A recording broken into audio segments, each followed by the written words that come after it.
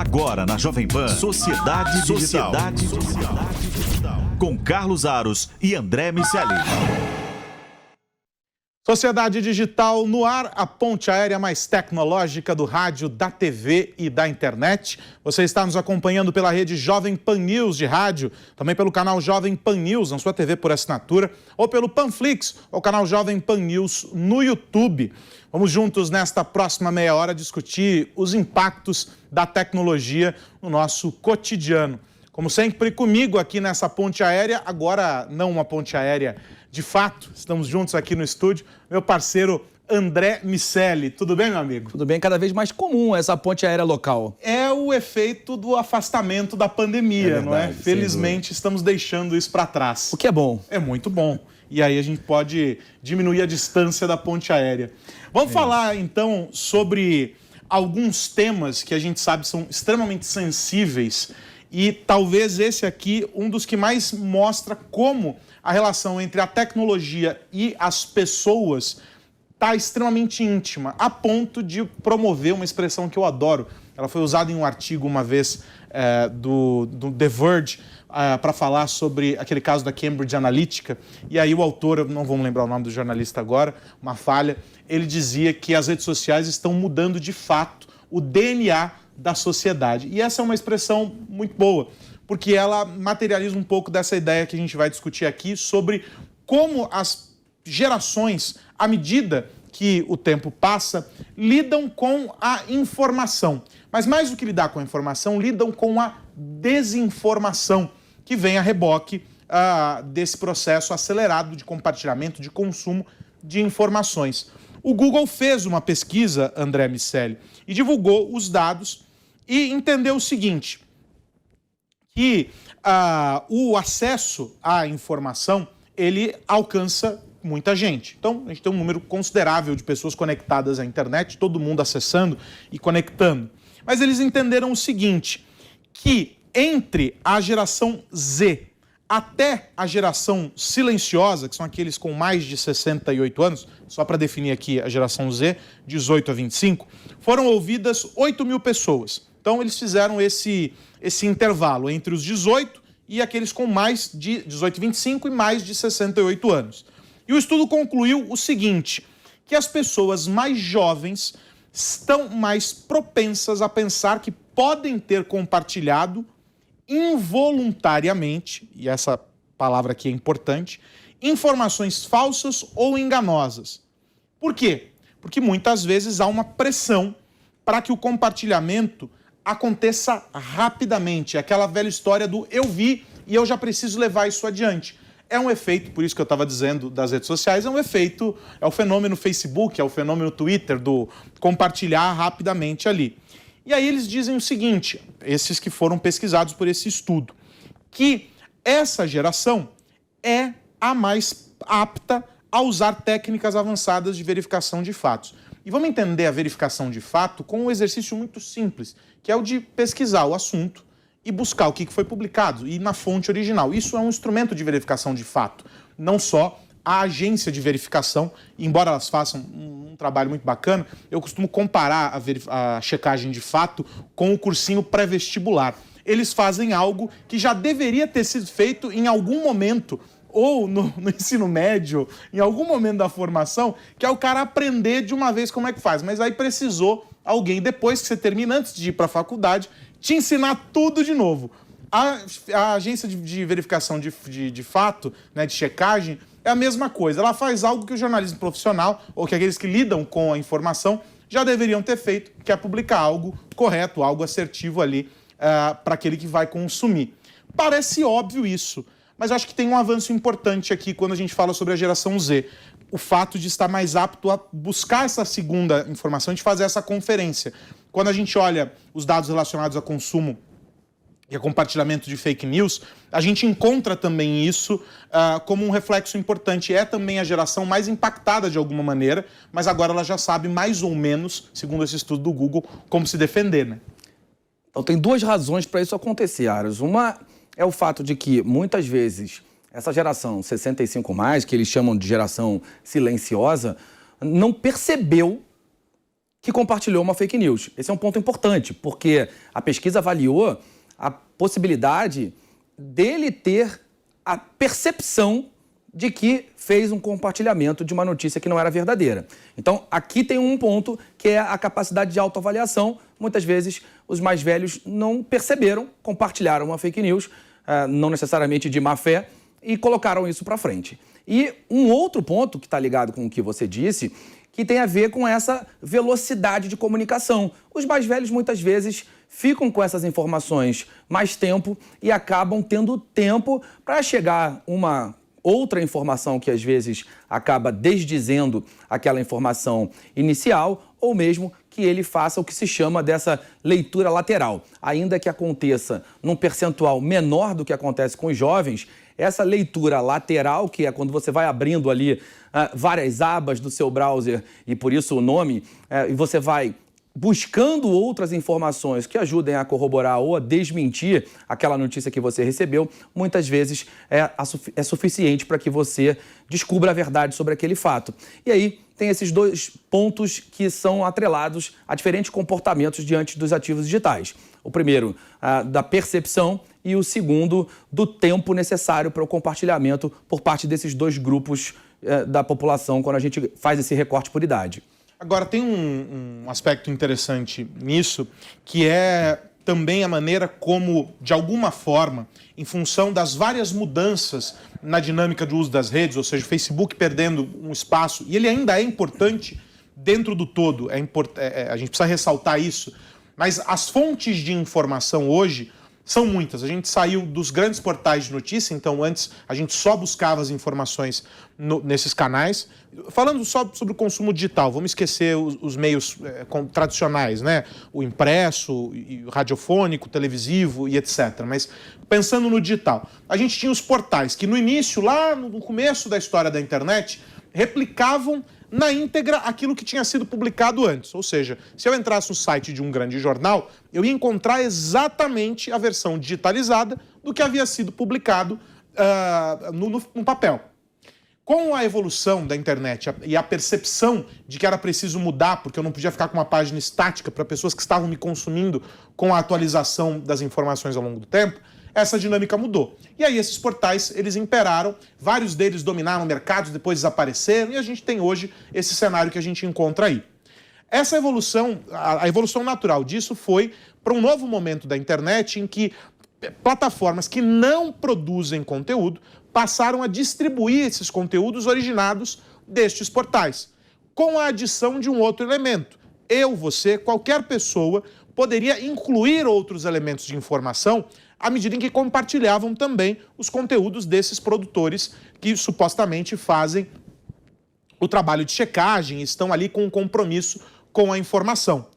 E aí é que a gente entra no momento da descentralização, ou seja, ninguém domina mais a versão final sobre uma história. As histórias, elas continuam sendo contadas, mais ou menos naquela lógica do quem conta um conto aumenta um ponto. A minha versão, no meu feed, adiciona algo daquilo em relação àquilo que havia sido publicado por alguém de quem eu puxei a informação anteriormente. Imagine isso com 1 bilhão de pessoas, 2 bilhões de pessoas, que é o que tem quase a base instalada aí do ecossistema do Facebook, talvez um pouco mais do que isso se a gente incluir outras plataformas. A quantidade de horas de vídeos publicados no YouTube e por aí vai.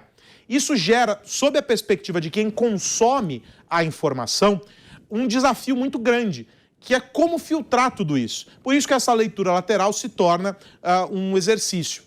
Mas ele não pode parar por aí.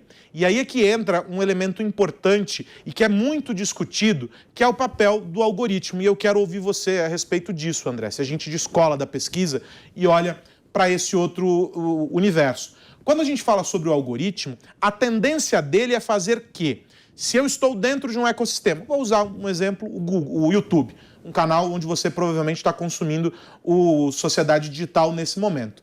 Você talvez busque o Sociedade Digital por alguns fatores. Ou você já é um internauta que acompanha o ecossistema de conteúdos da Jovem Pan e, portanto, você nos conhece e nos acompanha semanalmente.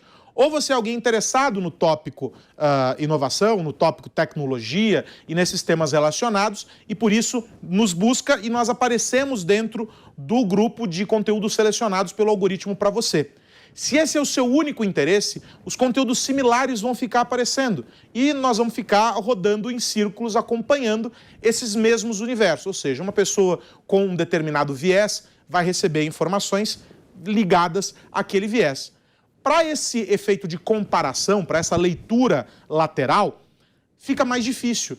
Porque se eu, dentro do meu ecossistema, se eu só consumo dentro de uma plataforma, se o Twitter, por exemplo, é a minha fonte principal de informação, ou o YouTube, ou o Facebook, ou o que quer que se queira, é a minha fonte principal de informação, e eu só uso aquele instrumento, o algoritmo me faz refém. E eu deixo de conseguir observar o mundo grande como ele é, para observar algo estreito diante daquilo que o algoritmo entende que é o que eu procuro. E se ele ficar só me alimentando, a gente entra naquela história. Eu demando o algoritmo ou é o algoritmo que está me prendendo refém dele? É o ovo ou é a galinha que veio primeiro nesse caso? E a pessoa fica presa dentro desse looping infinito e gera a tal da bolha. E isso é muito complicado, André, quando a gente pensa nessa história de que fazer essa comparação, buscar outras fontes, é um instrumento importante. Porque não se trata, ao contrário do que muita gente acredita, e esse é um erro, não se trata de eliminar partes do debate. Dizer que, porque eu não concordo com o que você está dizendo, eu tenho que tirar seu conteúdo, você não deve estar aqui dentro, etc. Mas trata de dar opções para que diante de A e de B eu conclua C. Como é que a gente faz isso se o algoritmo não nos mostra algo diferente?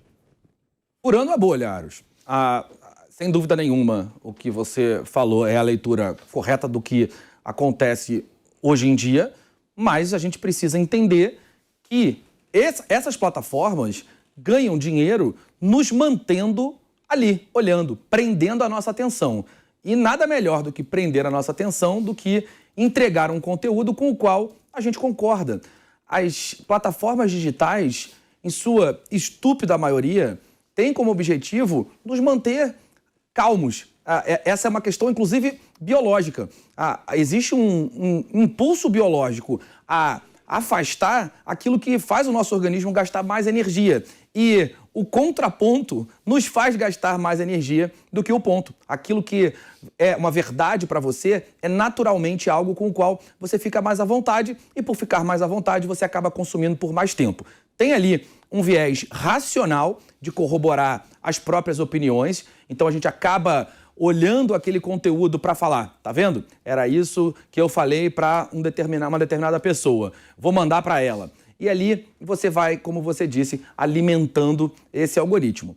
Quando eu te respondo, você pode furar a bolha, significa que você pode racionalmente buscar conteúdos que eventualmente você sabe que discorda, mas que vai, de alguma maneira, confundir esse algoritmo. Quanto menos previsíveis nós somos, pior é o trabalho do algoritmo de nos entregar um conteúdo que é mais do mesmo. Então, a gente buscar, consumir, interpretar ali voluntariamente algo que é diferente daquilo da nossa opinião, começa a fazer bem. E é claro, a gente não pode se limitar aos ativos digitais. A gente precisa conversar com outras pessoas. Parte dessa percepção que a geração dos millennials tem sobre as fake news tem a ver com a educação a respeito da internet. A gente já falou aqui por diversas vezes, Aros, da importância desse trabalho, disso que nós estamos fazendo agora, de levantar esses temas para que a gente consiga atingir cada vez o maior número de pessoas e a gente possa interromper aquela máxima do se está na internet é verdade. Não necessariamente isso é verdade. Portanto, a gente precisa trabalhar para furar a bolha. André Miceli, você como um bom TikToker, sabe, a gente falou na semana passada, que o TikTok está em busca de investir num modelo de negócio supostamente parecido com o do Spotify, em que ele será também uma plataforma de streaming de música. Isso se dá pelo fato de que os grandes sucessos atuais, os trending, né, o top aí das paradas musicais, são forjados pelos trechos das músicas que rodam no TikTok, ou seja, a molecada influencia a audição, o tempo de audição dessas músicas, as mais escutadas vão para as paradas, elas também são mais tocadas dentro do aplicativo, com os challenges, das dancinhas, esse inferno todo que é feito lá no TikTok. A gente falou disso rapidamente no final do programa da semana passada, e aí esse é um tópico que eu acho que a gente deve voltar nessa semana. Como é que a gente, do ponto de vista do comportamento, a gente conhece o João Marcelo Boscoli, um cara que vive e respira música. Ele escreve lá na Technology Review, fala sobre essa relação da tecnologia, da inovação com a música e etc. E nesse caso aqui do TikTok, o que a gente está vendo é a tecnologia, o algoritmo do TikTok está determinando como as músicas vão ser produzidas. Isso limita a criatividade ou potencializa? A gente não consegue medir ainda. Mas que algo muito diferente está acontecendo, isso tá. A gente não pode negar. Taros, 70% das músicas mais tocadas no Spotify no último ano foram músicas que fizeram sucesso primeiro no TikTok. Então, existe sim uma relação direta entre esses dois pontos. Uma situação curiosa é que alguns artistas antigos, ou mais antigos, que não estavam necessariamente agora no topo das paradas, alguns desses artistas estão voltando graças ao TikTok.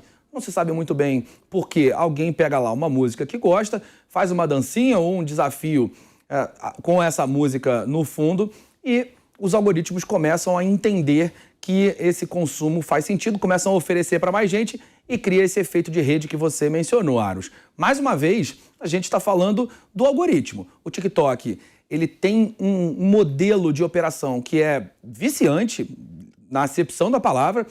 Você começa a rolar a tela, é uma batalha com você mesmo para que essa rolagem pare.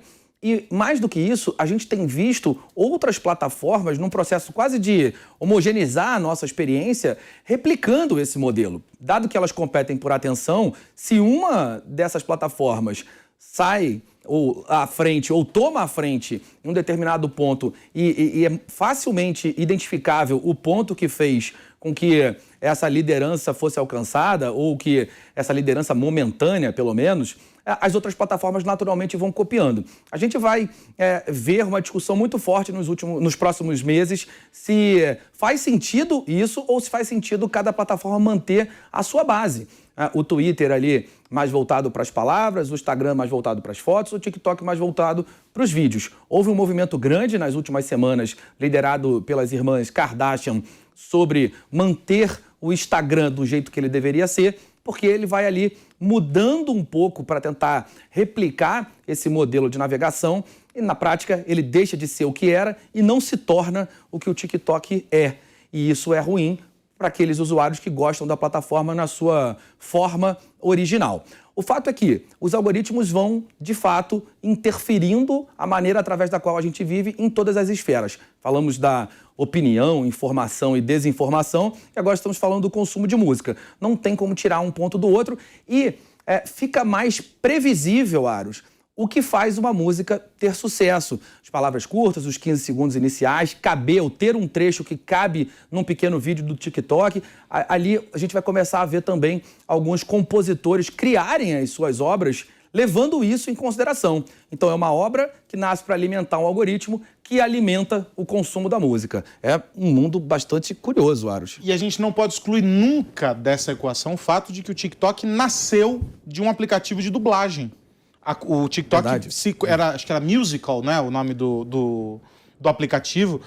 Já tinha, portanto, a ByteDance, esse DNA musical, vamos colocar dessa maneira, mas aí a evolução aconteceu com a mudança do algoritmo, quando eles perceberam que podiam tornar aquela experiência da dublagem em algo muito maior. E se a gente for colocar como ingrediente aí dessa história o poder do algoritmo, a gente tem que lembrar que na discussão entre China e Estados Unidos, que envolveu os embargos das empresas chinesas nos Estados Unidos, um ponto pacífico era: o TikTok pode continuar operando aqui, os Estados Unidos, né, para o governo norte-americano. Não tem problema, eles continuam por aqui, mas precisam se converter em uma empresa americana. Precisam ser vendidos para alguma empresa americana e isso envolve a cessão dessa informação do DNA da empresa, que é o algoritmo. O que a ByteDance disse na época? Nananina, não. Não vamos vender, porque isso aqui é o nosso core, é o nosso negócio, está por trás desse algoritmo. Aqueles que usam o TikTok de maneira mais comedida, se é que isso é possível, porque aquilo ali é um buraco negro, né? Quanto mais você fica no feed, pior é, especialmente se você está no modo randômico, em que qualquer perfil aparece com base justamente no algoritmo. Aqueles que usam sabem o poder de fixação que é exercido. Você está preso ali. Muito mais até, se a gente for pensar, do que o próprio Instagram, que seria o grande concorrente. Então, é fácil explicar esse fenômeno e como se dá essa divisão do poder do TikTok. Agora, sobre a lógica de mercado, e até um ponto que você tinha trazido na semana passada, se faz sentido ou não que uma única empresa domine todas as pontas desse ecossistema, faz a gente pensar na atuação de gigantes como o Google, de gigantes como a própria Amazon, que vão, aos poucos, comprando pedaços da cadeia e dominando o todo da distribuição. Então, ele é a nuvem, mas ele também é a publicidade que roda dentro daquele mecanismo, daquele serviço de nuvem. Mas o buscador que alimenta tudo aquilo é a vitrine para a publicidade que roda dentro. Então, é o caso do Google, esse aqui, né? Então, faz sentido ou faz pouco sentido, nenhum sentido? O que você, olhando, aí a gente pensando como negócio, e pensando no tamanho que tem o TikTok hoje, ele seria uma ameaça para outros mercados, na tua visão?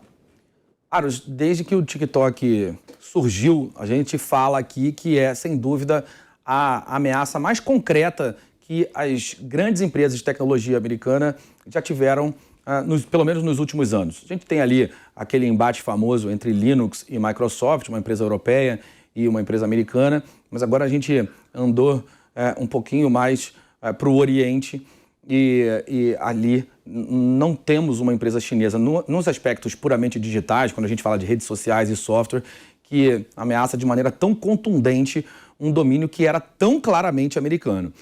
A gente não sabe ainda muito bem se vai fazer sentido do ponto de vista de negócio, porque esse sentido está atrelado à capacidade que cada uma dessas empresas que estão ali tentando emular diferentes formas de experiência vai ter de fato agregar valor à sua ferramenta, à sua operação, com uma característica, com uma feature que originalmente não era dela.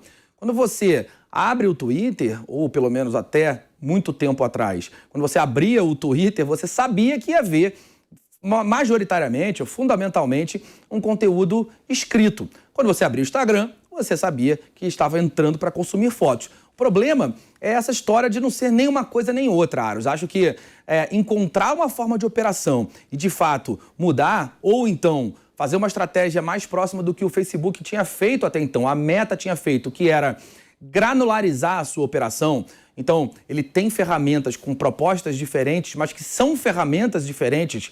Então, o WhatsApp, o Facebook, o Instagram, esse modelo que é claramente descentralizado e granularizado é um modelo que, na minha opinião, faz mais sentido do que pegar uma ferramenta e deixar ela diferente do que ela era originalmente, o que certamente vai desagradar um pedaço grande da sua base de usuários e não conseguir ser o que uma outra ferramenta que, teoricamente, está atraindo mais a atenção das pessoas é. Então, essa dicotomia vai ser a resposta para essa pergunta, Aros. Para a gente fechar este Sociedade Digital, Real Digital, nós estamos falando sobre os caminhos percorridos aí pelo Banco Central já há algum tempo, várias manifestações, aliás, acho que desde o começo do governo Bolsonaro, o ministro Paulo Guedes, vez ou outra, toca nesse ponto. Aí o Banco Central agora, de maneira autônoma, né, sem a vinculação ao Ministério da Economia, dando prosseguimento a isso no entendimento de que este é o caminho. Não há uma maneira de conseguir se firmar dentro dessa nova economia se você não tiver minimamente um projeto para fazer parte dessa experiência de ativos digitais e usando a tecnologia dentro desse processo. Seja para investimento, seja, enfim, de todas as maneiras. O Banco Central recentemente se posicionou dizendo que os testes vão começar. Isso significa que o laboratório está a todo vapor para fazer rodar todas essas iniciativas baseadas em inteligência artificial, a gente tem machine learning no meio, enfim, o Open Finance foi um caminho importante dentro desse projeto, com compartilhamento de dados, ou seja, o ecossistema todo voltado para isso. Para a gente fechar, temos um minutinho para isso, mas não dá para deixar de dar essa nota conectando ao fato de que aconteceu agora essa semana que passou o Febraban Tech e, com certeza, os ativos digitais permearam várias das discussões em vários dos painéis lá, com figuras muito importantes dentro do evento, que reúne todo o setor, não só os bancos, não só as fintechs, mas toda a cadeia tecnológica por trás dos bancos. Ou seja, todo mundo está olhando para esse momento. Esses testes vão ser mais do que acompanhados, né? Eles vão ser uma atenção mais do que final de campeonato brasileiro. Bom, depende do time, Aros. Ah, pronto. Se tiver o Flamengo, vai ser muito bem assistido. É isso que você quer dizer. Eu quis falar nas entrelinhas. Mas é verdade. Os bancos centrais, de uma maneira geral, não enxergam bitcoins, ethereums e afins como uma criptomoeda, mas como um criptoativo, como você bem se referiu. Nesse caso, a gente está falando, sim, de algo que é análogo à nossa moeda, que é um CDBC, um Central Bank Digital Currency, e aí sim a gente tem uma moeda digital. A gente já tem visto diversos países com experiências análogas. A experiência brasileira deveria começar em março. Houve uma greve de servidores, ali existiram alguns entraves para que essa experiência fosse realizada naquele momento, e agora ela vai começar de fato. Eu acho que é absolutamente acertada a visão do Banco Central e acho que é um caminho tão inevitável que nós devemos correr. É importante que o Brasil tome a frente, ou pelo menos faça parte de um pelotão de elite no que diz respeito à adoção desse tipo de recurso, Aros. Bom, vamos acompanhar. Claro, os testes começam agora em setembro, a gente vai acompanhar como tudo isso vai correr e vamos continuar explicando como essa evolução vai impactar a sua vida, a minha vida, a vida do André, a vida de todos nós, porque a gente já viu, por exemplo, como algo muito simples e que parecia absolutamente elementar, como o Pix transformou a nossa realidade. Imagine com uma evolução muito mais profunda e um mergulho mais profundo ainda em tecnologias mais complexas. É isso que a gente vai começar a assistir a partir de agora. O grande barato disso tudo é que as tecnologias são complexas, mas elas acabam se materializando em soluções simples. Essa é a magia do mundo digital e da inovação. O Sociedade Digital fica por aqui, André Miceli. Na semana que vem, meu amigo, tem mais. Semana que vem tem mais Ponte Aérea de Verdade. Um abraço para você e para todo mundo que nos ouve e vê. É isso, você que nos acompanhou até aqui. Se chegou pela metade do caminho, você sabe, não tem problema.